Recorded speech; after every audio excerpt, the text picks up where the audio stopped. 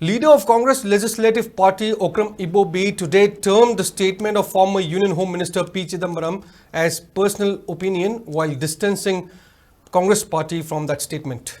Making that clarification at his official residence in Babupara, Okram Ibobi said the post on X by P. Chidambaram regarding regional autonomy was solely a personal opinion. And in this regard, Manipur Pradesh Congress Committee has written to President of All India Congress Committee Mallikarjun Kharge, and subsequently the post was deleted by P. Chidambaram at 9 a.m. today. Reaffirming his stand, Okram Ibobi said MPCC will adhere to its resolution to protect the territorial integrity of Manipur.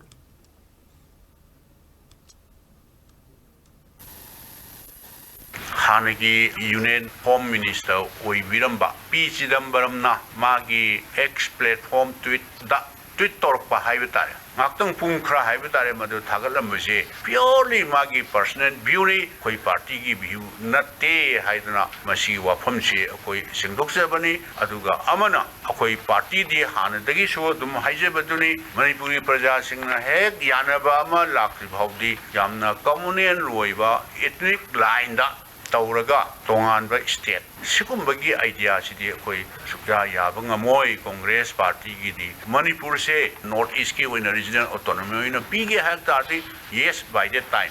Akoi mayam praja singi opinion madu khanabi adunatana regional autonomy piba kotpa haibe sidi akoi party gi stand nate masi Chidambaram gi magi personal view ni aduna hojikti koi gi honorable president Mallikarjun Kharge jina no sorry nangi personal view itar jo hojik Manipur gi laiba situation de sigum se koi party gi stand party gi view nate na kudakta lokto angre haiduna ai Masigi batang sida Manipur ki praja singda confuse create taunanaba another problem create taunanaba torpado madu lobby ganu haidra Manipur ki praja singda wapung khasi singkok sabani